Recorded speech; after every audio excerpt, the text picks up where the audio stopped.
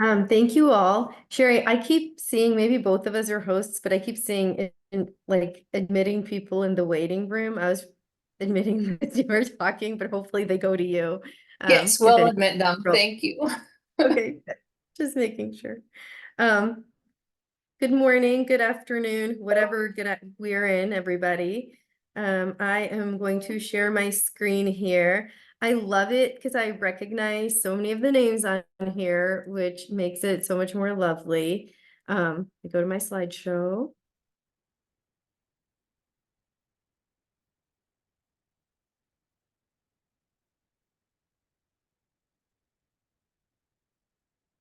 Okay, can you all see my slides well? Yes, got the nod. Looks good. Very good. Um, you know, part of me hopes we leave this, part of me wants to make this a real kind of roundtable. I was seeing the title, right? It's on diversity, equity. So I want to keep this open. So I am not going to be watching the chat or the muting as much, but Sherry, if you watch, I want people to talk up if they have questions. I do want to keep it open. What I am going to do is shut down all the people's views on my side, because then I can see my whole slide. So I can't see you guys, but please speak up, come off of mute. I like to keep this really kind of a conversation. And I hope we actually leave this session with more questions than answers, but with questions that we can hopefully have some guidance to try to make an answer for. So, stop me, let's talk about this. This is a new topic, and this should be kind of fun and interesting for all of us. Okay, so we're going to talk about the fourth trimester and beyond, optimizing postpartum maternal cardiometabolic health. That is a mouthful. Let's see, where are my slides? There we go. So I have no financial disclosures, but I do have a personal disclosure, which is very relevant to this topic. I am a mom of two. I have had a baby in the NICU. My current 11-year-old was in the NICU. She was born at 34 weeks. I say this openly because that version of postpartum is real and very different. And having experienced that as a, patient, as a person going through it as well, is really eye-opening. So I've had absolute firsthand experience in forgetting mom's health in the postpartum period. And I know that when we talk about this topic, it's hard to sometimes separate our, the processes those of us who might have gone through this have been through. And I think that's something to keep in mind as we go through it, and maybe has even strengthened a little bit of the passion we start to feel for it. Okay. So my objectives are first to start with, what's the problem? What is the issue? Why is this an issue? Because that may not be always clear to everyone. And then the second thing is, what can we do for solutions? And I want to share a very small solution that we've started. It's not radical, it's not big yet, but just kind of what we've started with, what we think might be good, what maybe hopefully can get bigger in the future. And then the data, what have we found from doing this small solution? And then the future, where are we going with this? What can we do going forward? And again, like I said, guys, this is a discussion. I feel like I know a lot of you on here, so please feel free to kind of stop and be like, hey, Suchi, what about this or something like that? Let's keep it open. So let's start with the problem. What's the issue? I want to start with the question. What is postpartum? I mean, we use this phrase all the time, but what is postpartum? Well, I decided to go to the most common and, reliable resource out there, right? Google, I mean, absolutely reliable. So what does Google say about postpartum? The postpartum period begins soon after the delivery of the baby and usually lasts 6 to 8 weeks and ends when the mother's body has nearly returned to its pre-pregnant state. If anyone here actually returned to their full pre-pregnant state in 6 to 8 weeks, actually, please shout out, because that's special.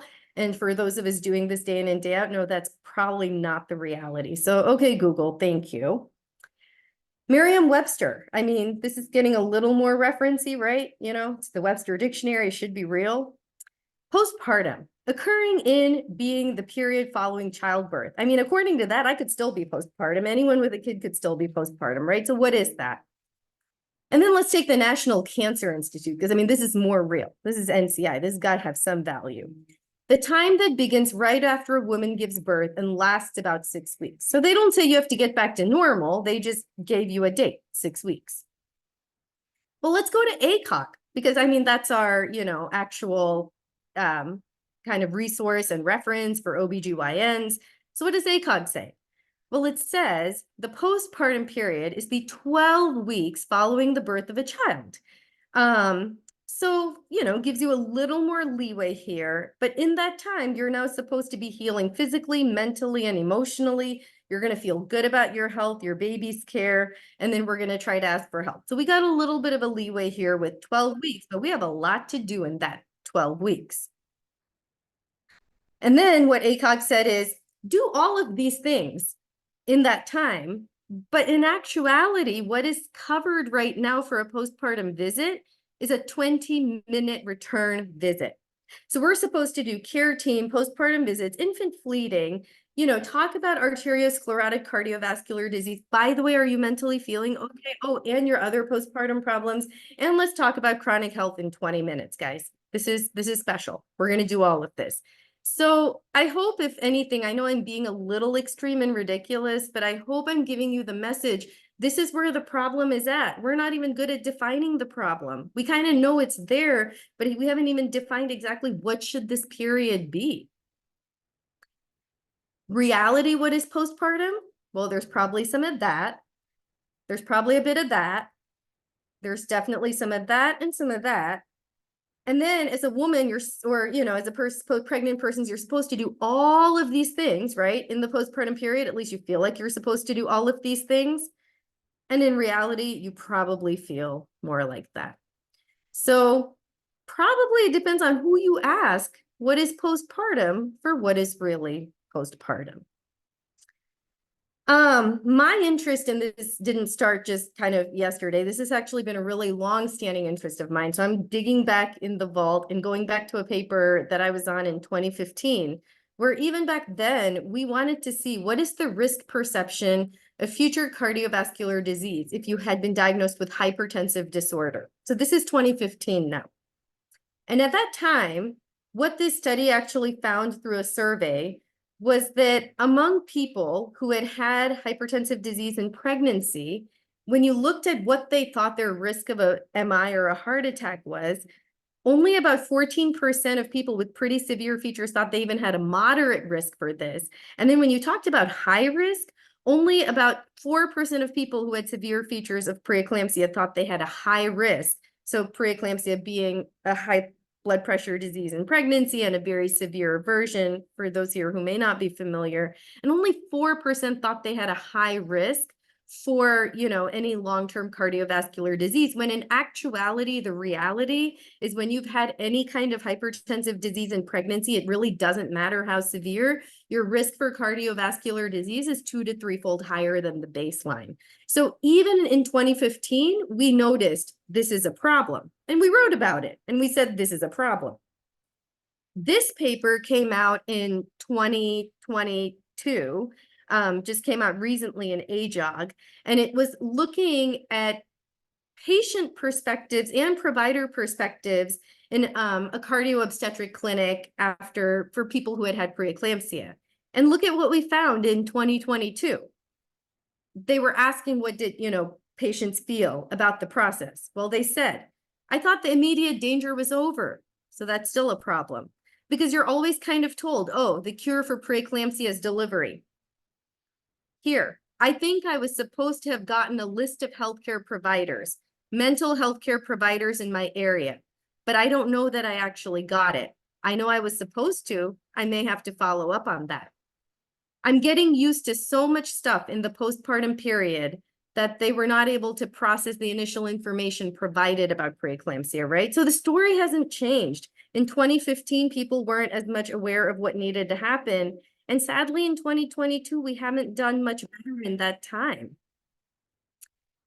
We've had clinical opinions published by providers in this field, amazing MFM providers. This paper was published in 2017, so 2 years after the 2015 paper.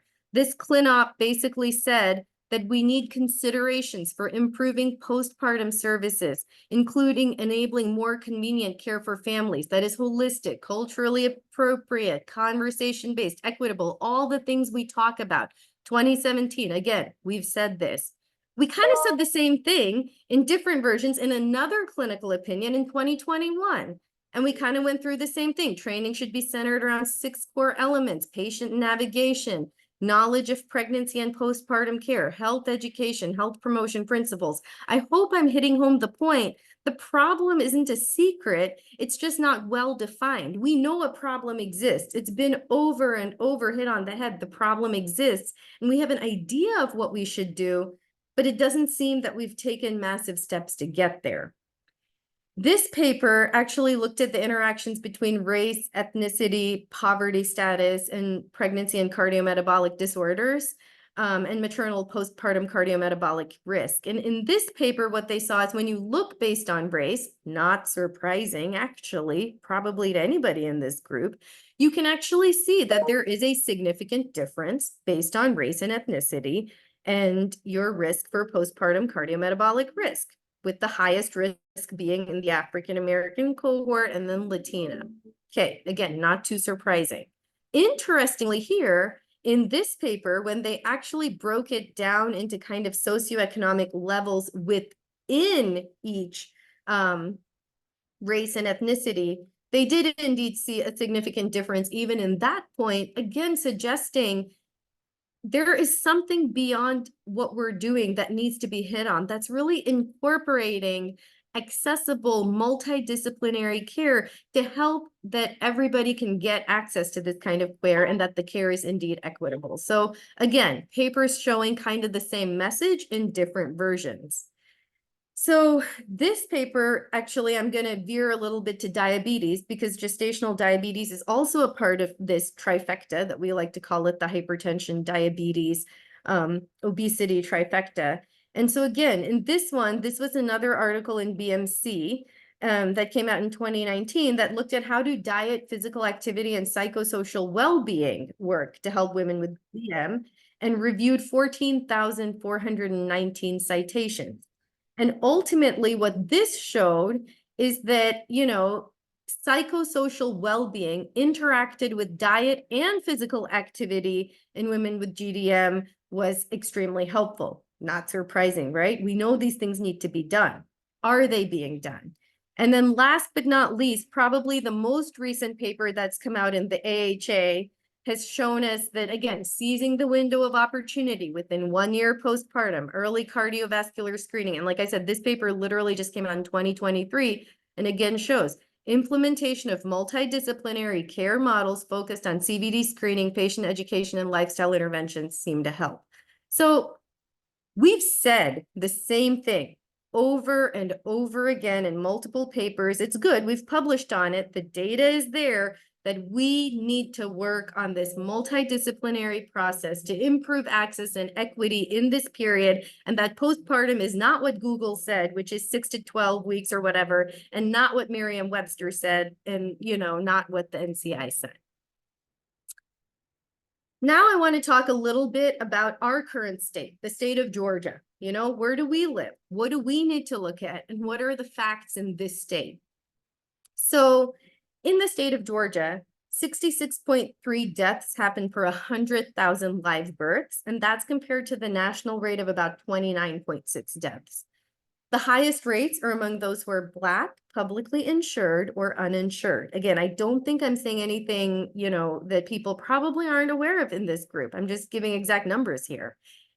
Probably one key point to keep in mind is 53% of those deaths are within 64 days postpartum.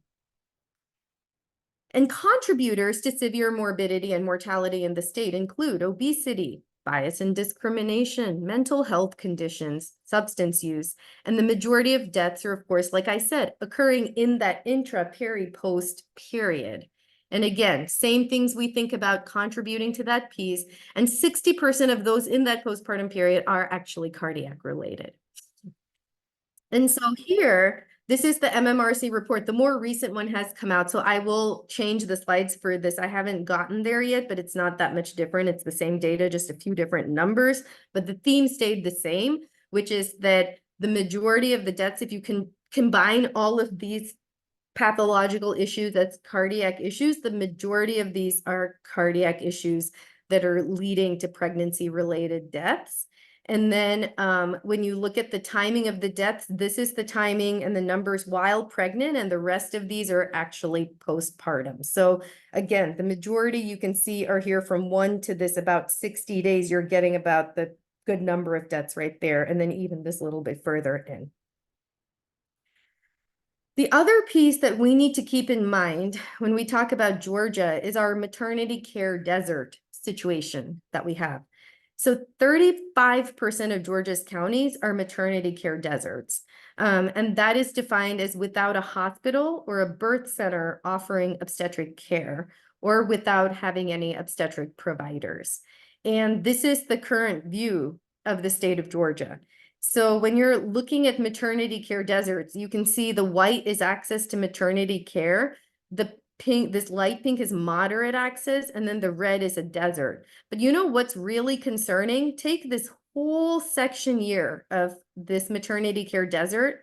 Often their closest place is only moderate access. So really, if you look at it and saw that what would be moderate and an actual desert impacted next to each other, we can see that there's a lot of those regions, which makes it extra tough. Okay. Furthermore, when we talk about maternity care deserts and care deserts in Georgia, the Georgia Board of Healthcare Workforce has reported 9 Georgia counties don't have a physician, 18 don't have a family physician, 32 don't have an internist, 77 don't have a psychiatrist. And remember, I said the majority of the problems we're talking about here require multi-disciplinary care. So let's forget cardiology and endocrinology, guys. I'm talking family physician and internist, basic primary care, we're not having access. And then for mental health also, we're not having access. So these are the issues and the reality that we are dealing with in talking about this very complicated problem. All right. Now I'm going to veer a little bit. So we've talked about the problem. The problem exists. Y'all got that message well. We all realize postpartum is really complicated. It's not so easy. We realize Georgia is having some problems. But now I want to take a step back and actually talk about determinants of maternal health. So we're going to talk about quality. What is quality? We all love quality. We talk about quality. Well, the quality is the standard of something as measured against another thing, right? It's the degree of excellence. So we want quality. We want excellent quality. And then we talk about equality, equal treatment for all, which sounds great. But in actuality, the majority of us in this group know it's not equality that we need. We need equity, right? That's the quality of being fair and impartial. And so quality alone isn't enough. Equality alone isn't enough. We need equity. So now let's talk about the determinants of maternal health. What's equality? Well, actually, we have equality. We have national evidence-based guidelines. ACOG puts out guidelines. SMFM puts out guidelines. Everybody puts out guidelines. We have protocols. Most of our hospitals put in some kind of a protocol for hypertension or whatever may you have it. There are protocols. In theory, regardless of where you live, you could drive anywhere for a hospital or a clinic. That's equality. This person here, if we're talking about equality, is the person who lives in an urban setting, has that access to care, has adequate insurance coverage and support systems. But this person here, when we're talking about equality, is that person in the underserved setting without obstetric services, no insurance coverage, and is affected by other social determinants of health, right? That's what that person shows. So now let's talk about equity. What would equity look like for us? Well, equity would involve improved insurance access and payer coverage for all peripartum and postpartum care. Medicaid extension included, and thank you, Georgia, we do have it. Let's hope we keep it. Improving telehealth options, right? But telehealth isn't the only answer. It's not going to be the solve all red button for this, but it's a part of the solution. It can help us for sure. And then support systems, again, mental health, nutrition, primary care, everything we talked about that we have deserts in the state of Georgia for. We need that. And then transport to higher levels of care when needed in a seamless fashion. That is what we need if we're going to try to achieve equity here. Now, in Georgia, the MMRC determined 70% of Georgia's maternal health deaths are preventable, and the key contributors are poorly controlled chronic health conditions, mental health conditions, and health systems that offer poorly coordinated care, particularly in the postpartum period. These words come from the MMRC. Poorly coordinated care, particularly in the postpartum period. And all the papers that have been published so far, what's the one thing they have in common from the paper I have in 2015? We need better coordination of care. And yet, this is still the problem we're facing. And then among key solutions, the MMRC says improved postpartum follow-up and case management, especially if you have chronic mental health conditions and cardiometabolic complications of pregnancy. So again, the MMRC has also identified the problem, but what do we do for a solution on this? So at this point, if we talk about it, quality is being challenged in our situation, as is equity. And that's the issue we all really need to focus on here, is to understand how do we bring that equity to then improve the quality. So when I moved here, I'm actually a transplant to Georgia from the state of Washington. And, I remember when I moved here, people were like, would you feel it's different? I mean, the Georgia state ranks differently for maternal mortality. And I was like, I'm not sure if I would feel a difference, or is this just a number that we keep seeing? And the truth is, there is a little bit of a difference because it is hard to provide a little bit of that continuity of care. And that just has to do with kind of the way things are set up, where people are coming from, just a few systems issues. And so when I was thinking about this a little more, I thought, what is one way in this postpartum period we can try to provide or improve this equity piece in postpartum care, right? Like it was kind of this whole, I can't solve everything at one shot. That's not what we're here for. And we need a group to do that. But what can we do maybe to put a step in the right direction?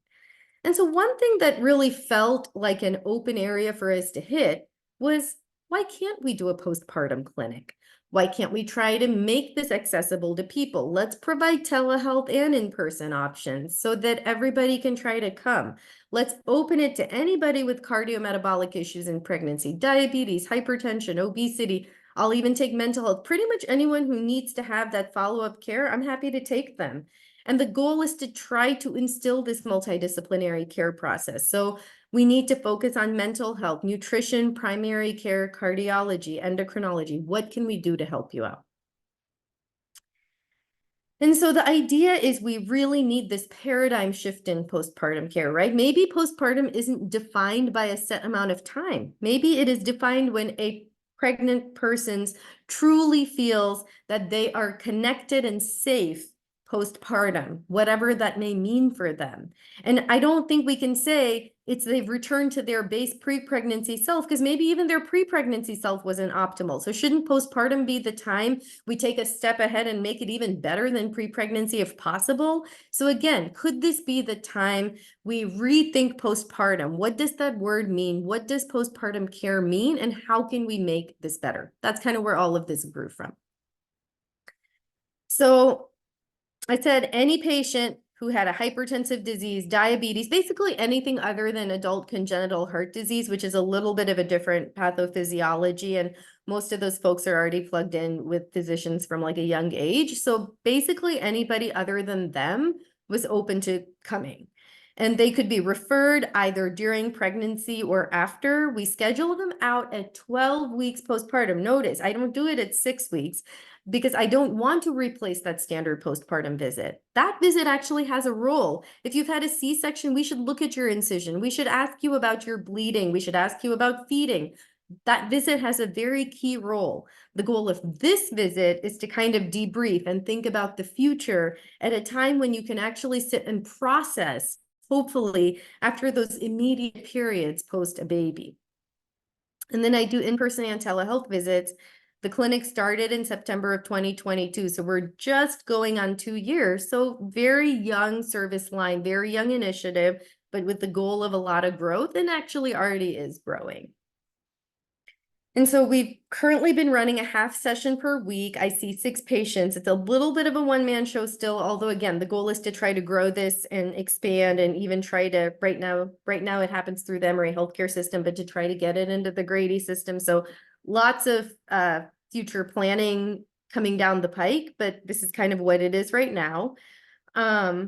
And again, anybody with this history can be referred. And then my goal is to be able to, I always tell our patients, look at me as air traffic control, because my goal is to now make sure I can connect you to the right places, the right people, whether that's cards, endo, primary care, mental health, non-surgical weight loss. And actually, before I started this clinic, I started to build collaborations with all these different groups to make sure that we kind of had the right people in place so that I knew who to call, who to talk to if I needed to send somebody somewhere. And this is not a one-man show, because remember when we talked about multi-disciplinary, look at this here. I'm sure these are names you all recognize. But again, this takes a village, a true village, because we need everybody on board. I need people to be able to call when I have trouble and whatnot. And all of these people on this list have been amazing in that process. And so, we started the clinic again about 2 years ago now. And so I'm going to share a little bit of what we have found. We're going to run the second year's worth of data as well, and we're going to do some more qualitative analyses as well. We're actually working with Kate Stanhope, again, somebody who's probably known here, and actually Sherry was suggesting also we work with Anna, but the goal is for us to now try to get a little more of the qualitative data, but this is a snippet of what we have found, and I hope it gives us some hope. So first things first, we have found patients do not understand why delivery occurred, even in situations like preeclampsia with severe features.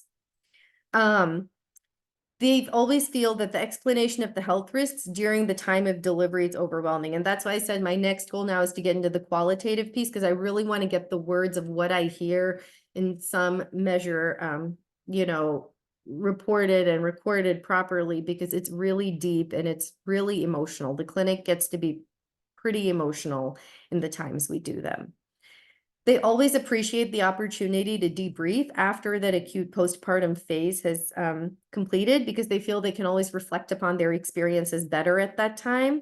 And they often are not aware of the long-term maternal metabolic health risks. And probably more concerning is about 50% don't have primary care physicians. These are all things we've heard. I want to do something to get better, but I don't know what to do. I didn't feel heard. I told them my blood pressure was elevated at home, but at the ED, I was told I was fine. My child's pediatrician told me my blood pressure was high. Not kidding. And so hearing their stories, understanding and taking a minute to see where they're coming from is not only enlightening in terms of what they've gone through, but also shows some of the holes in our system where we need to do better.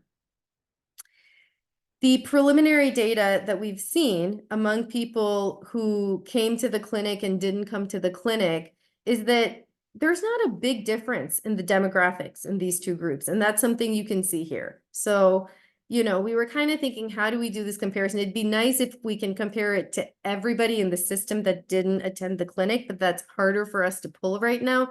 So we actually looked at how many people were referred and then how many attended versus those who didn't attend. So if you see, there's not a huge difference in the demographics and the people who did and did not attend the clinic. But what is interesting, and why am I not moving forward, is when you look at, again, among those who attended versus did not attend, and whether they attended any visit, especially if you look at something like cardiology or primary care, you can see that among those who attended, about 52% attended their cardiology visit. That's versus close to like 17 to 18% who didn't attend.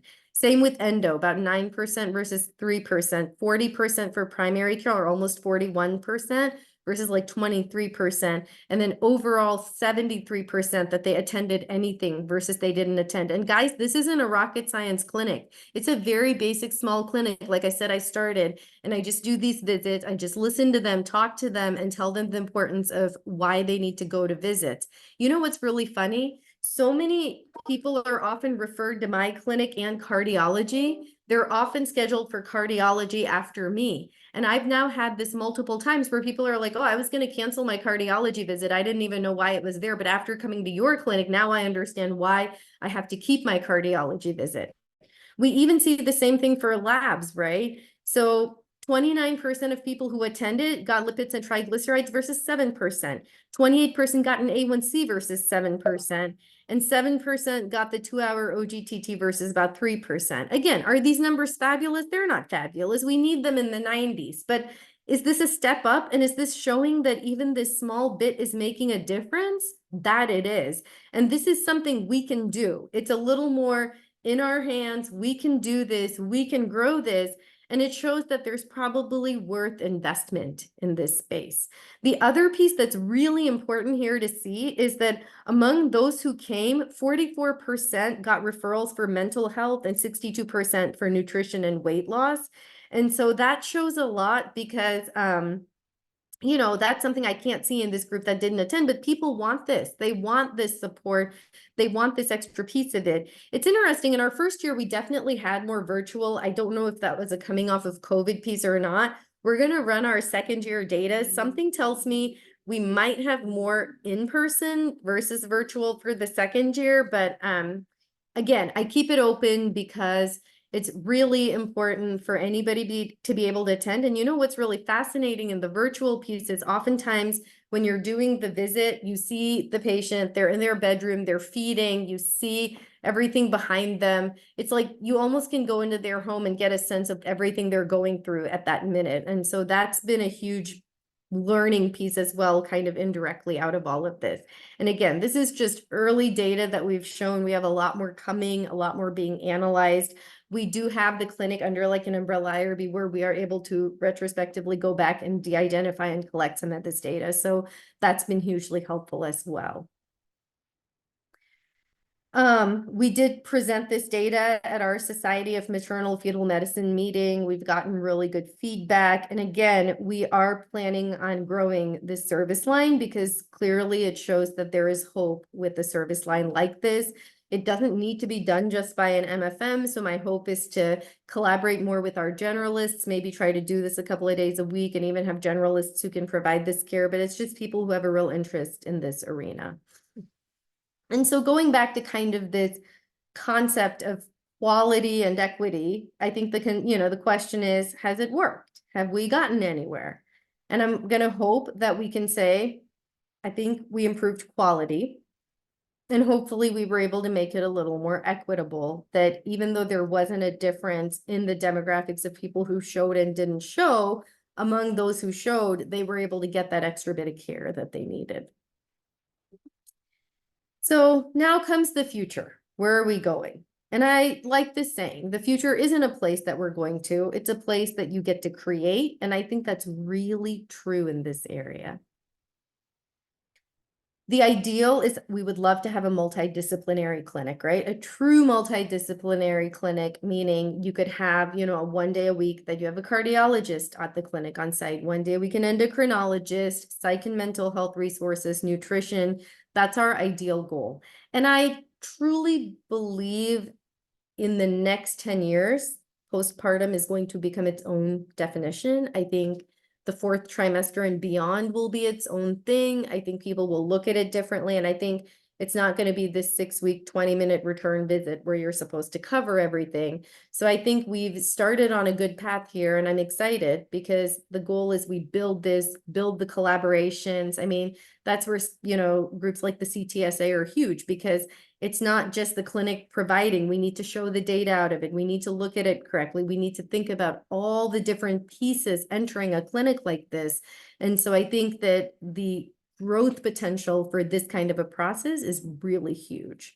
Ideally, we could run it multiple days per week and have some dedicated OB providers with telehealth and in-person options.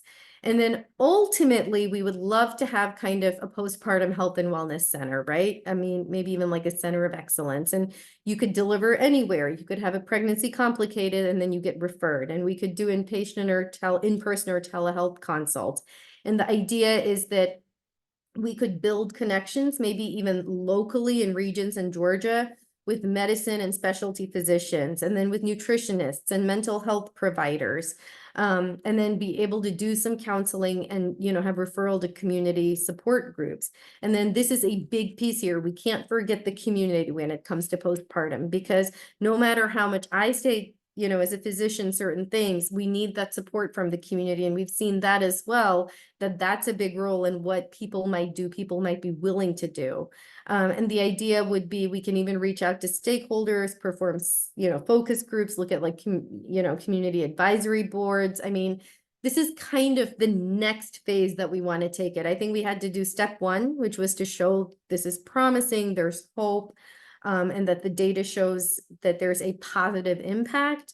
But I think now these are the kind of processes we need to think about in the next phase, which I'll be honest, guys, sometimes feels really overwhelming because it's like you want to do it all, but the question is which kind of next phase should we take?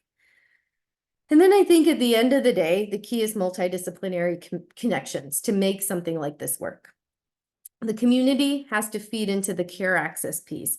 So this is where, can we use community health workers? Can we use navigators? Can we try to use mid-level providers? What can we do to build the community to improve access to care?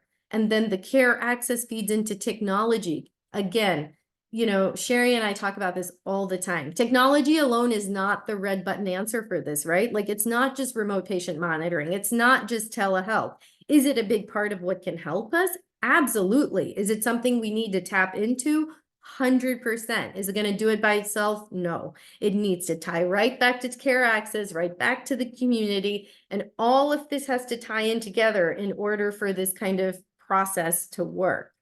And then I think it's really important we continue to speak up. Of course, as I've shown you, we've done a lot of papers on this starting in the past, but just recently we've put out SMFM through HPAC, which is the Health Policy and Advocacy Committee that I'm on. We've put out a statement regarding the importance of extended Medicaid coverage for 12 months. We actually have another statement coming out that's now going to talk about the importance of MFMs in the world of postpartum. And then this is coming out with many names familiar to this group who've contributed in the Journal of the Medical Association of Atlanta. And it's a full magazine dedicated to maternal mortality. And again, all the things we've talked about, battling mortality, mental health, maternal health and deserts, maternity deserts, remote monitoring, the fourth trimester, kind of the whole gamut of everything we've been talking about here. So, I know that this group here is not the group I need to tell to keep speaking of, because that's why we're all here and we're doing it. But I think it's never ending and we have to keep fighting. Thank you all for giving me the time to talk about this topic. I love talking about it. And I love this phrase when it comes to this area. It's the do the best you can until you know better. Then when you know better, do better. We know better. We've already proven we know better. I showed all the papers that we know about we know better.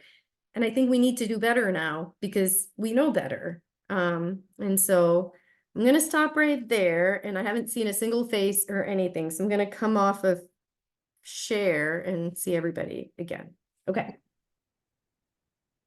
Thanks, Suchi. So now we're open for questions and discussion. Feel free to unmute or put your question in the chat. You got some applause, Suchi.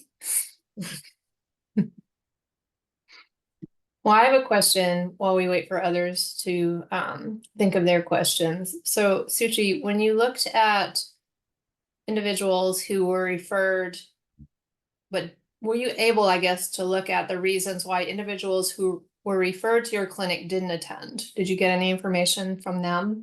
So the best I have is what you know, again, this was grassroots, right? So it's what Quante, when she would call, they would often say it was childcare. They didn't have time. Most of our not shows were cancellations at the last minute. And it would often be, I'm just not able to get on camera. I'm not able to make it.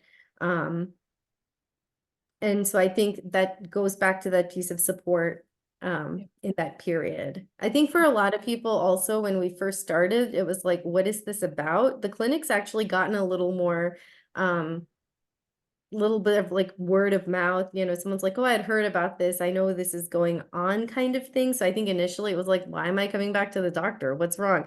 And so it's a little bit of that education as well. And so we did change Quante's, like what she says when she calls about what the clinic is about. And I think that also helped us. I think Whitney, is that right, has a question? Yes, thank you for a wonderful presentation. And I was just curious about whether you, I guess, have seen systems issues related to people's ability to get to specialists, to get in for appointments.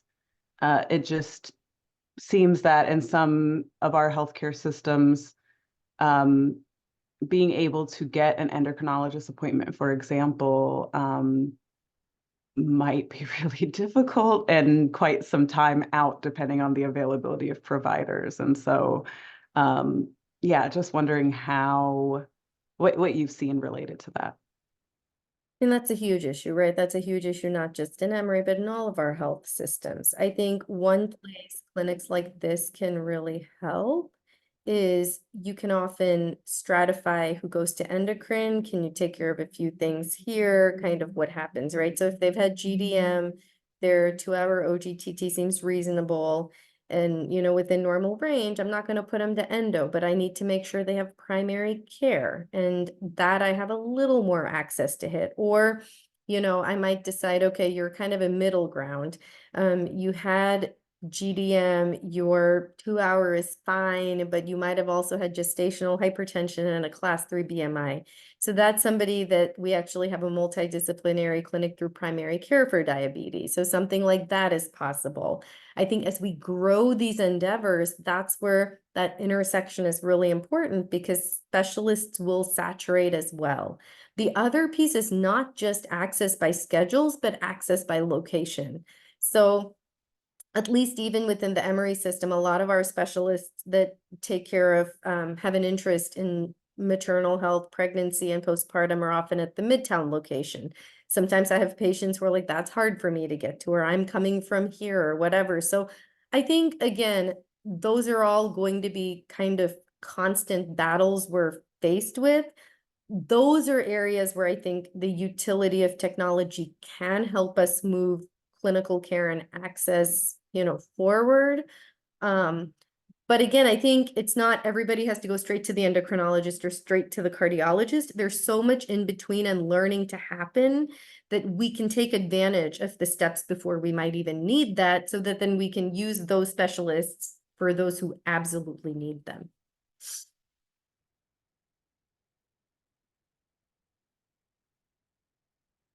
Another hand. Cheryl, I think, raised her hand.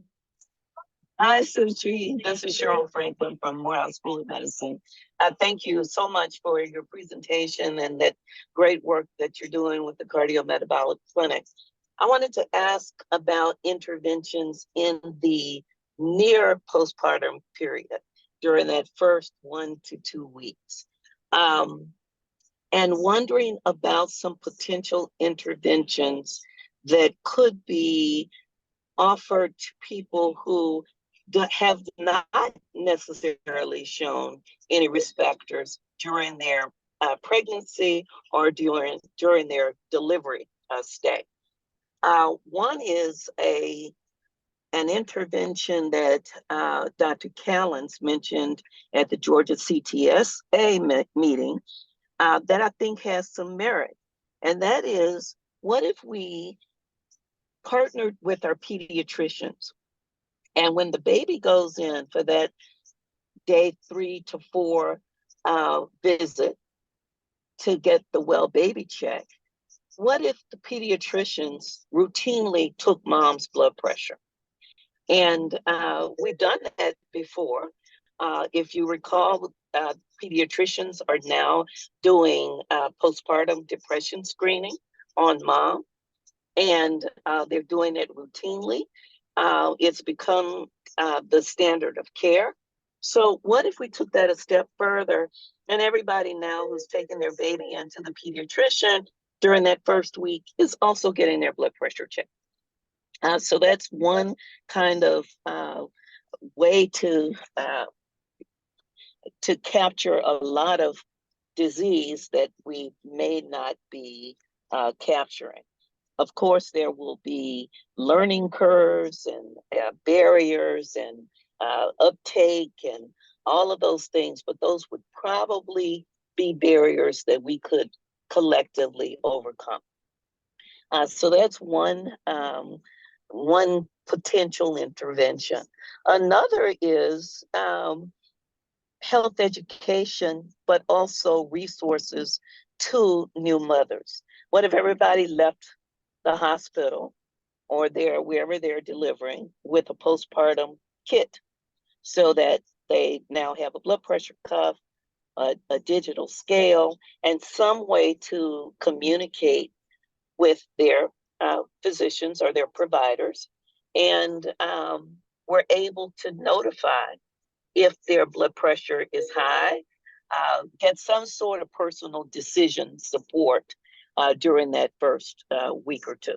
So I'd like to hear your comments on those. I mean, you hit the nail on the head, Cheryl. These are all the right ways for us to think. I think my bigger, maybe, I'm not going to say frustration, but question is, which of these are we going to move forward, right? Like, these are all thoughts that have been there so much. Even with blood pressure, remote postpartum monitoring, if you have a good system, it can work. But what is the key to that system? The key is the feedback in either to a provider or a person who can do something with that data. And I would even take it one step further with the pediatricians. You know, I could see where if pediatricians take it, they're covered to take care of age till 21. Can they document? How do you do a blood pressure? They're not above adult. But what if we said, okay, at your pediatric offices, we have an NNP or an APP that could be involved, and that's in charge of taking mom's blood pressures with well-child. I mean, 3-day-old well-child visit. I think there's so many ways to think outside the box here. Shakira is on this call over here. I think home visits is another piece. I mean, definitely there could be a said few where that's helpful. I think the other key that challenges us is it's not a one size fits all here. So I remember when Aaron Ferrante, and it was, I think, Elizabeth Rhodes, we were writing something together. I said, the hardest part about postpartum, when you take pregnancy, if you're diagnosed with hypertension, it doesn't matter if you're 40, it doesn't matter if you're 20, you get the same form of care. We bring you in for serial growths every 4 weeks, we bring you in for twice weekly testing. It's packaged in this pretty little nice box. We package it and then we send it along its way. I think the hard part about postpartum is the same package doesn't fit everyone. And so for some people, that package might be, we need you at the well child visit. For some people, they may not even be able to make their well child visit easily. Maybe their package is, we need home health monitoring. For some people, they're not going to put their blood pressure cuff on properly. When you have a BMI of 60, the cuff isn't fitting. That doesn't help us much. So yes, maybe technologies like wearables that we are actively testing right now in a trial, maybe that's the answer, but maybe they need more monitoring, through other options where they can try to come in, or we do home health to help them with how you take your blood pressure. So, I mean, you hit the nail on the head. I think that's where we need to go. At least for me, that's where I start to feel a little overwhelmed because I get excited, like, oh my God, all of these options are possible. But what can we do next as a next best step to really hone in and make it a reality, not just for certain clinics, but really for everywhere, especially in our state?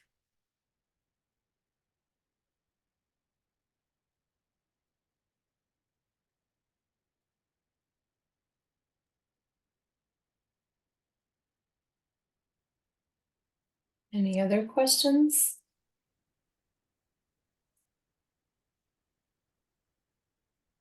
Well, Suchi, since we have time, I'll ask you one more question. How do you see this kind of postpartum clinic scaling to like rural areas of the state where there are additional barriers of transportation? There could be digital divide that affects telehealth access.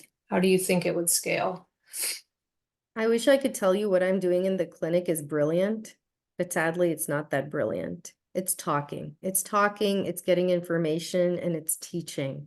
And the truth is, you don't need us to do that. We can actually probably train locally, and whether it's community health workers, whether it's local nurse practitioners or other mid-level providers, I think we could create like a teaching program where we do that kind of training or teaching, and you make it local. I know Natalie Hernandez has been working on a program similar in Morehouse, but I think we could expand a program like that and really focus on the postpartum and take it out 6 months even, right? And you know, and then that's where your triaging comes. So now, of course, if your blood pressure is a 160/90 and you had severe range pressures, now you could telehealth up to me, or, then we have access into a system where it says, okay, where do we get you into proper care?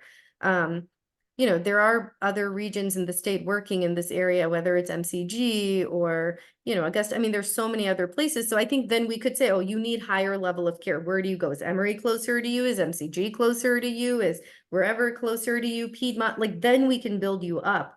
But I think that's the key to this whole process is we need to use the resources we have locally, because step one is getting the data from the people and teaching them and educating them. And that doesn't have to take, an MFM or an OB necessarily to do that right off the bat. And that's the hope with the next steps for this clinic. So we'll see how that goes. All right, last call for any questions or comments. All right, thank you so much, Suchi. Oh, there's a hand. Yeah. Okay. Hi. So I don't really have a question, just looking for advice.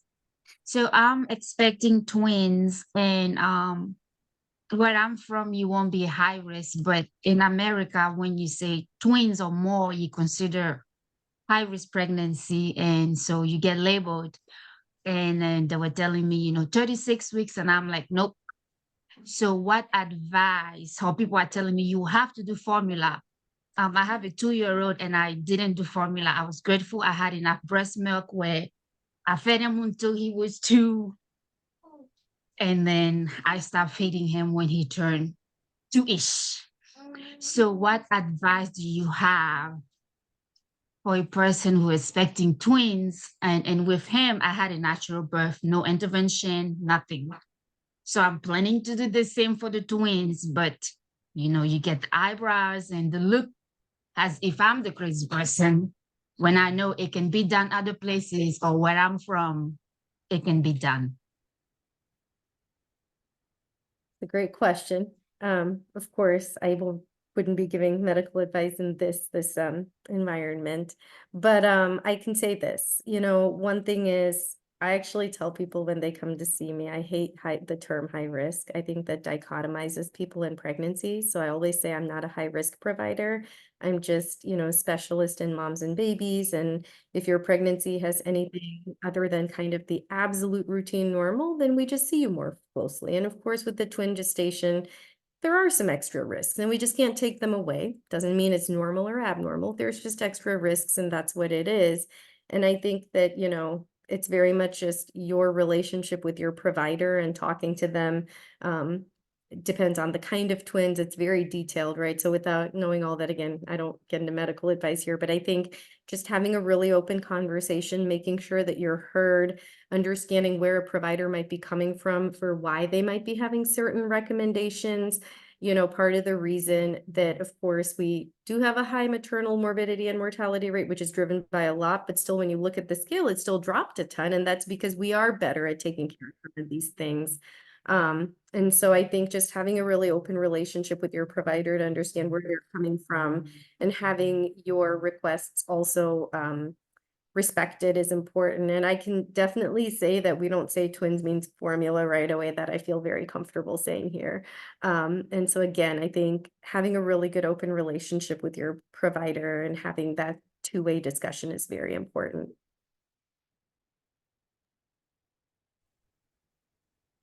All right. Well, with that, I think we're about out of time. So thank you, Suchi, for this really great presentation. And thanks everyone who attended. So have a great rest of your Monday. Thank you.